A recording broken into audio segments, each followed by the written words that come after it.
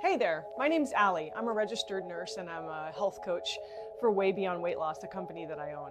I also do public speaking and advocacy for people struggling with substance use disorder. And from the ages of 18 to 33, I was a crystal meth addict in and out of those years. And for a good portion of that time, I was living on the big island of Hawaii, primarily selling drugs, selling my body in sex work, and I was homeless in and out. And so I was on the street a lot. I was really well known. I stuck out like a sore thumb, and in that time, there wasn't as many people living on that island, so I was very well known.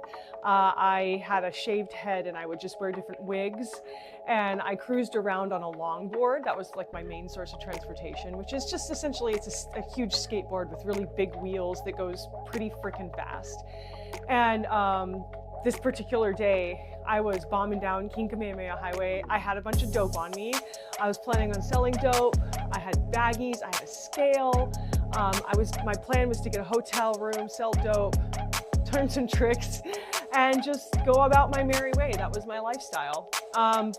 However, my plan was thwarted when I noticed that I was keeping up with traffic on King Kamehameha Highway. And if you know anything about Big Island, Hawaii, that road basically just ends in disaster, the ocean. There's no stopping. So I realized, pretty quickly that I was going to have to make myself stop somehow, or else I was probably going to die. So the plan was to do a controlled fall, but it was more just like a tuck and splat onto lava rock. And right before I blacked out, before the world went black, I saw the horizon bounce, which was my eyeballs rolling into the back of my head. And when I came to, I was just soaked with blood. My blood came out everywhere. And I was like, oh my God, I gotta get out of here. My backpack is like 25 to life right here. I gotta sneak away. But there was like a traffic jam. People had just basically seen this woman die on the side of the road. So I wasn't sneaking anywhere. And I heard the sirens coming and I just was like, okay, I'm gonna give them my stripper name, Ava Castelli. And so when the paramedic came and he asked me for my name, I told him my name was Ava Castelli, and he's like, no, Allie, I know who you are, and if you don't start being honest with me, I'm gonna leave you on the ground to bleed out. Now, at that time, I did not know EMTALA. I didn't know that there was a code of conduct that this medical professional was supposed to be abiding by. I didn't know I had rights. And so I complied with him. I went to the hospital. I received horrible care. They stapled the back of my head up. They did not give me any pain medication. They did not provide any education on post-concussion care or traumatic brain injury. It was basically just like wham, bam, thank you, ma'am, out the door. And this was one of many bad run-ins I'd had with health care providers and first responders, police officers, so that when I was raped and kidnapped, I did not call anybody. I didn't tell anybody. I didn't go to the hospital. I didn't call the cops, because that relationship was established for me in my mind that who would care? They don't care. They're not going to help you, and they're going to look at you as if you deserved it anyways. So 2015, I got clean. I was living in Colorado, and I was working in a clinic as environmental services, so housekeeping. And I saw, my friend told me that they were going to have an EMT course at the hospital. And I was like, oh my God, I gotta do it, because I remembered that guy, that paramedic who told me he was gonna leave me on the ground to bleed out.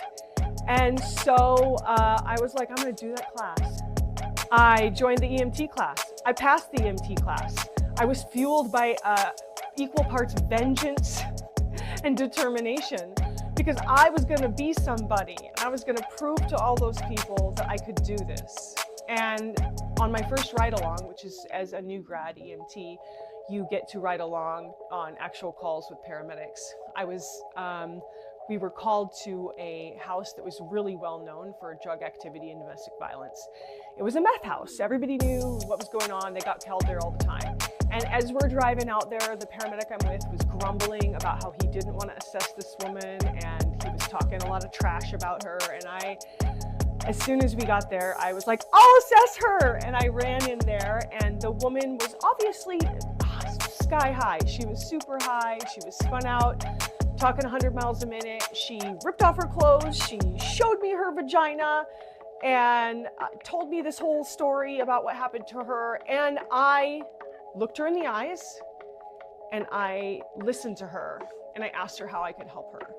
And she declined medical care after all, but that to me was not the most important part of our interaction, because what I was able to provide her was the care I had never received. I was not afraid to touch her. I was not afraid to look her in the eye. I was not afraid to ask her, how can I help you? And so as we were driving back to the hospital in that ambulance, I felt this fiery sense of purpose in my soul. And I was like, oh my God, I'm gonna go to nursing school. So I did. And I worked my butt off. I was 35 years old in class with like 19-year-olds. And I passed, I got my associate's degree. I went right back and got my bachelor's degree. Again, fueled by a lot of determination and a little bit of vengeance still, because I had a lot to prove.